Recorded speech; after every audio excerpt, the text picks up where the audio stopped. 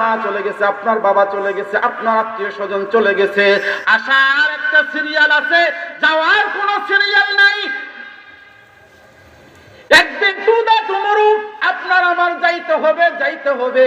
আমি প্রচেষ্টা আমার এতটুকু, আমি যেই দিন মরে যাব আপনাদের কানের ভিতরে যখন আওয়াজ আসবে আব্দুস সালাম বিন নুরুল্লাহ আর দুনিয়াতে নাই, আমার হলফ করে বলতে পারি, হলফ করে বলতে পারি, শাহরাতলির মানুষ একটাও থাকবে না যে লোকটা আমার জানাজায় অংশগ্রহণ না করবে, ঠিক কিনা? আমার এই আশাটা কি ভুল হইল? আমার এই আশাটা কি ভুল হয়ে গেছে?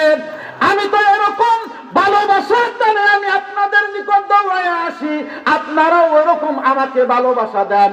আমি এটা তো মনে করি আমার আমলে যদি গারতি থাকে, আমি অদম গুনাহগারের কথাই যদি কোনো একটা লোক যদি সুন্নতের উপর আমল করতে পারো, হতে পারে আল্লাহকে ডাক দিয়ে বলবো, আল্লাহ আমার আমলে গারতি আছে, আল্লাহ আমাকে এই উসিলাই ক্ষমা করে দাও। হতে পারে আল্লাহ এই উসিলাই ক্ষমা করে দিবে, সকলেই উসিলা তালাশ করবে। ভাইরা আমার, দুস্তরা আমার আলোচনা শেষ মুনাজাতে একবার আইতেছি। মা বোনদের বিষয়ে কিছু কথা বলার জন্য বলা হয়েছিল।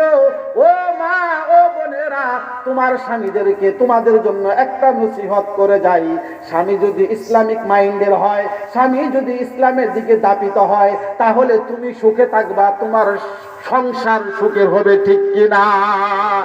অনেক লোকেরা বলে বিবির কাছে অনুমোদন নিয়ে দাঁড়িয়ে রাখতে হবে, একদম গাঁজাখুরি মিথ্যা একটা কথা। বিবির কাছে কিসের অনুমতি লাগবে? ও মা, ও মা, তোমাদেরকে বলে যাই, তোমার স্বামীদেরকে যদি কথা বলিয়া যদি দাঁড়িয়ে রাখাইতে পারো, তাহলে তুমি কি রকম সেফ থাকবা?